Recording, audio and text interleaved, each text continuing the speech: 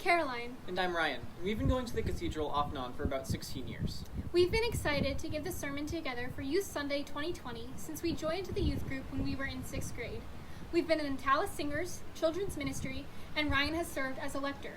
We've also been active in the Greater Diocese of West Missouri, with Ryan on the Youth Ministry Commission and myself being the rector for the upcoming spiritual retreat happening this summer.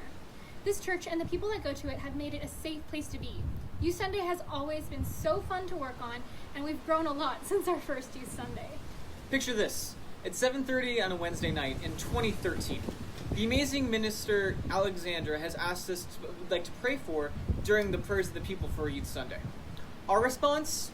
The dead dinosaurs and the polar bears. Of course. While those things may not be great to pray for, those things are great to pray for, it wasn't really appropriate for the cathedral service. But now we are not 12, and we have an actual message for y'all. Unfortunately, the closing to all the years we've been here is a bit different than we expected it to be. Life has been uprooted for so many people. We are uncertain of what is to come next and how we are going to live through this time. This is all the more reason to lean into God's purpose for our lives.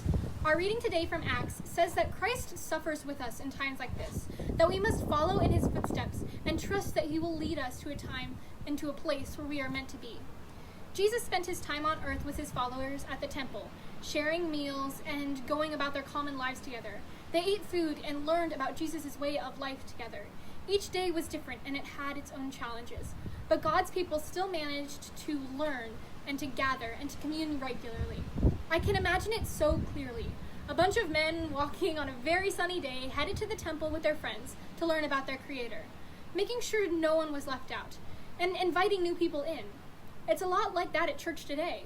I walk into the sanctuary every week with my friends. Everyone is included, and every once in a while we will drag one of our friends from the regular world into our crazy youth group family. I think the apostles' unwavering devotion to God and their fellow believers is something that we should all attempt to emulate.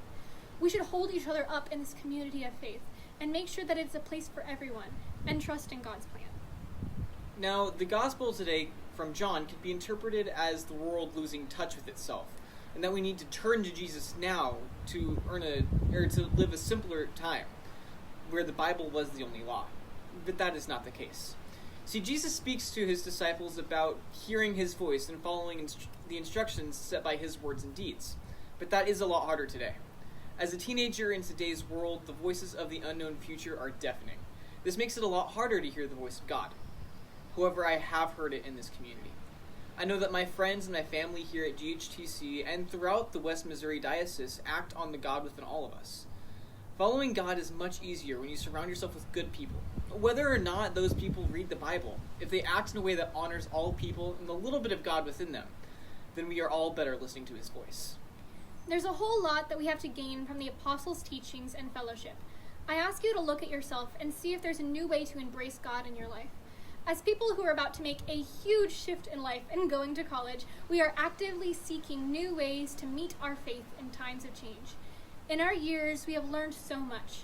We have learned to follow the path set for us by our Creator.